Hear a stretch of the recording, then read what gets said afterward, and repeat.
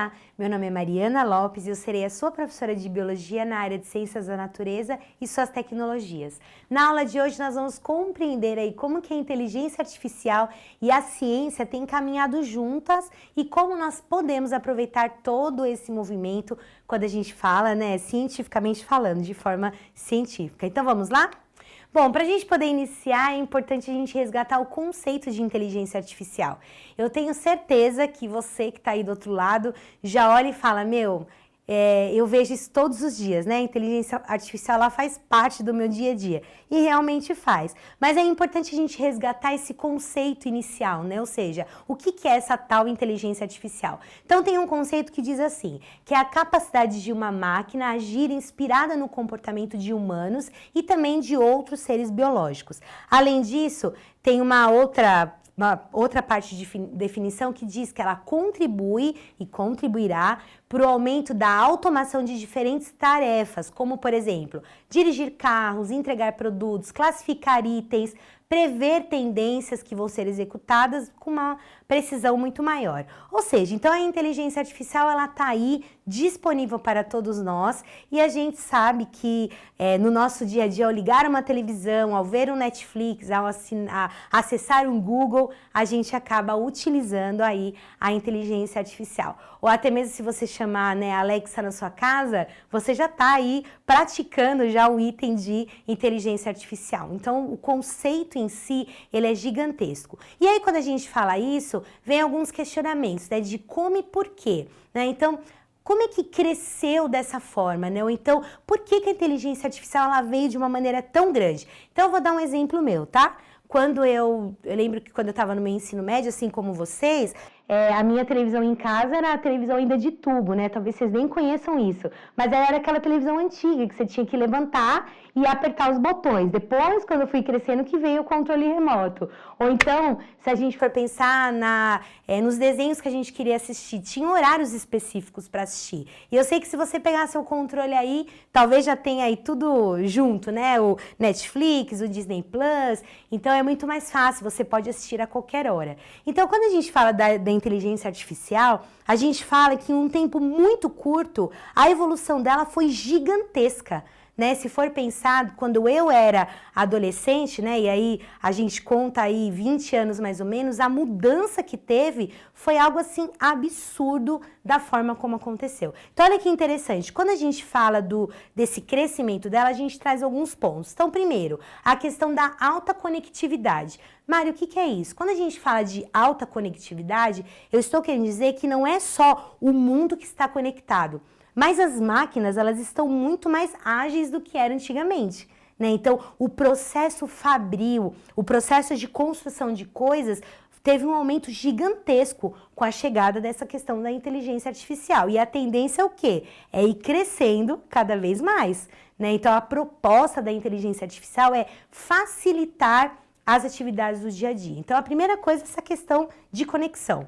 A segunda que a gente tem é a questão do baixo custo computacional, ou seja, cada vez mais a gente utiliza alguns chips eletrônicos, né, que tenham capacidades aí em modelos variados, né? Então, vamos pegar o exemplo da televisão de novo. Então, na minha época era televisão de tubo, né? Hoje você tem uma quantidade de equipamentos de televisores, né, de televisão, que é cada vez mais diferente, né? Então, é muito mais fino, é maior, as imagens são maravilhosas, parece que você está lá dentro, está naquele ambiente, naquela praia. Ou seja, quando a gente fala de baixo custo computacional, eu estou dizendo que com essa tecnologia avançando, automaticamente as pessoas vão tendo mais acesso a uma série de objetos e de coisas favoráveis que essa inteligência ela pode trazer, ok?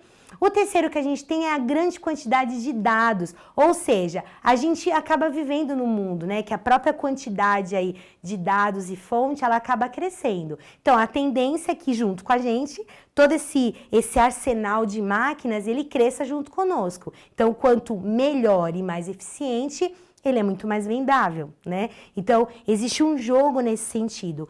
E, por último, a gente fala da questão do trabalho da máquina, né? Ou seja, cada vez mais as nossas máquinas, elas têm sido feitas para para o nosso bem-estar e para a nossa facilidade.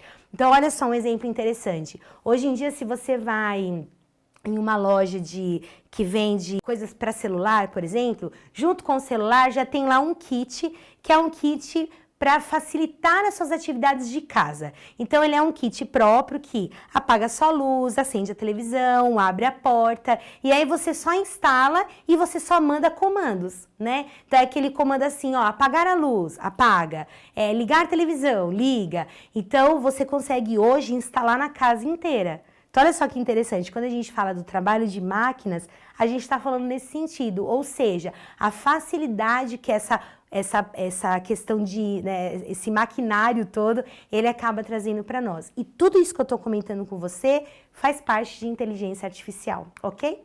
E aí a gente também vem para a ciência, né? Então, quando a gente fala da ciência, a gente tem que lembrar que a utilização de todo esse processo de inteligência artificial, ela acaba ajudando em alguns aspectos muito interessantes, como, por exemplo, na questão de falhas ou até erros. Então, a inteligência artificial, ela acaba auxiliando para que isso diminua, né? Por incrível que pareça. Vamos pegar um exemplo clássico?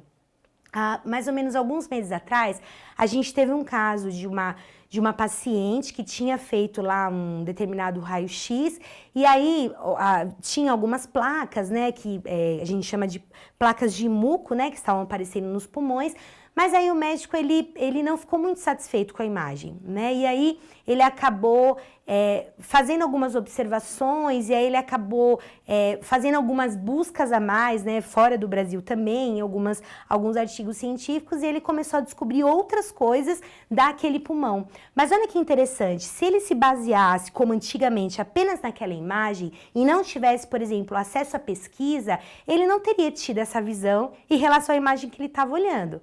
Então, olha que interessante, o fato de olhar a imagem, mas de pesquisar outras fontes pelo mundo, acabou dando uma outra sequência aí no tratamento daquela mulher. Tá vendo como é interessante? Então, quando a gente fala dessa questão de falhas ou até mesmo de alguns erros que podem acontecer, a própria inteligência artificial, ela acaba auxiliando nesse contexto.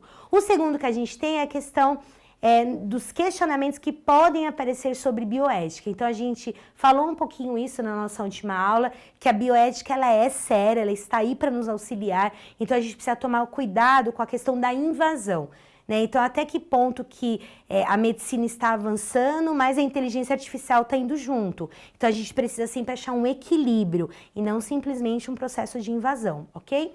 E, por último, muitas vezes os efeitos do uso dessa tecnologia acabam mudando aí a forma como a gente se relaciona com o sistema de saúde, né?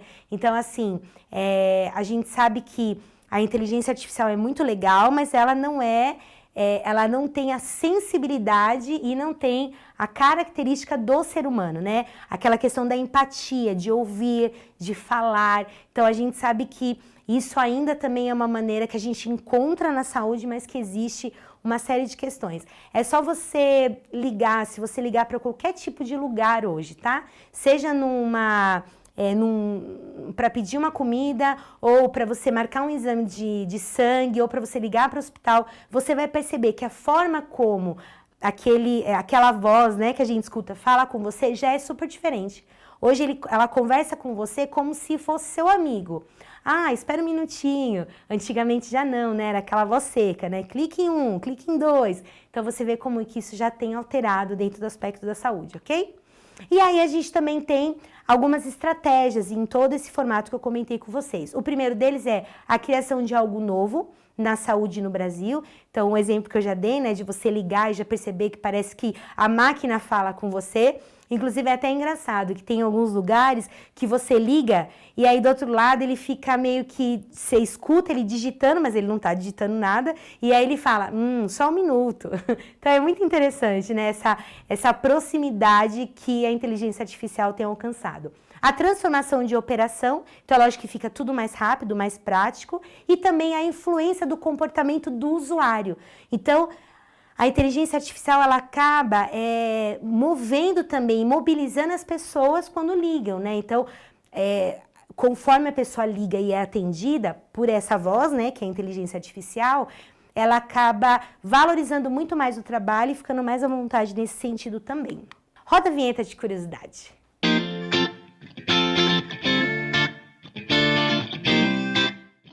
Aqui a gente vai ter ferramentas como a Open Access, a Consensus, a Elist, a Perplexed AI, a Litmaps, a Connected Papers e a Insightful.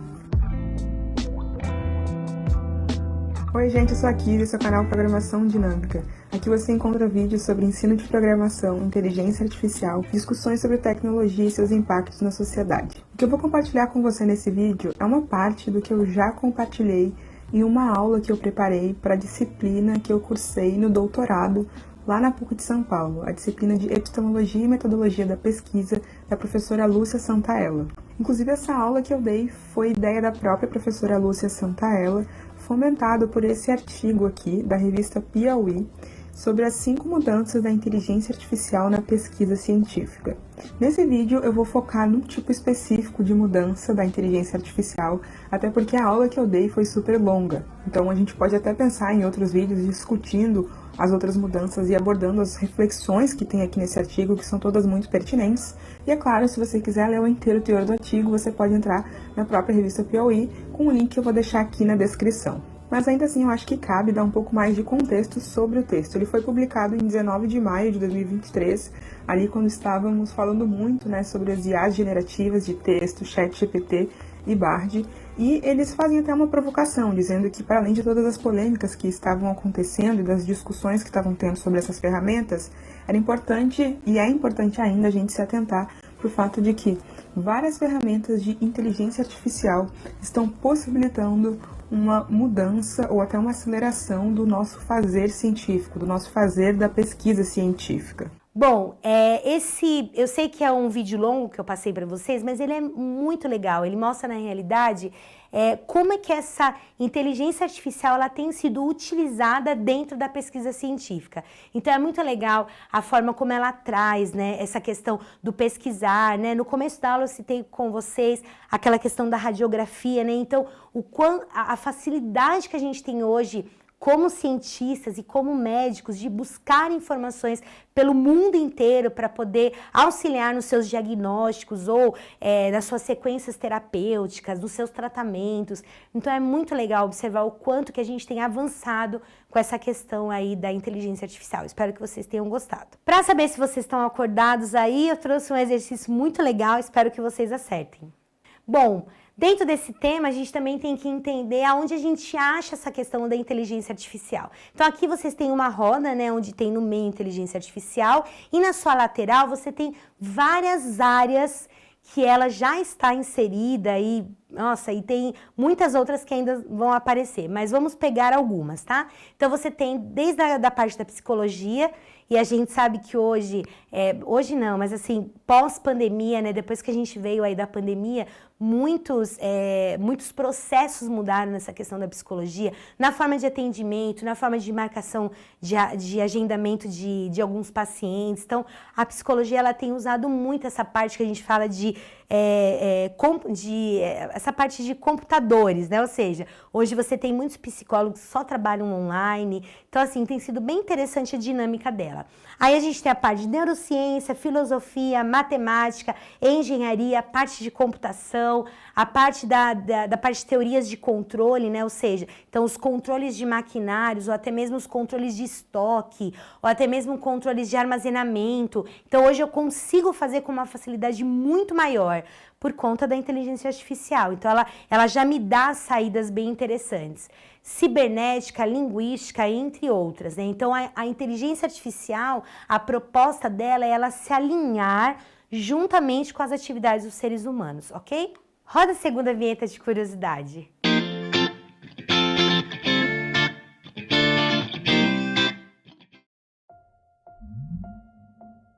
Bia é a inteligência artificial do Bradesco. Faz transferências, consulta saldo e facilita a sua vida financeira. Inteligências artificiais criam histórias incríveis e guardam as melhores memórias. Mas se você anda pensando que elas podem te substituir, não se preocupe. A melhor parte da vida não é artificial, é humana. Uma homenagem do Bradesco a todos os pais.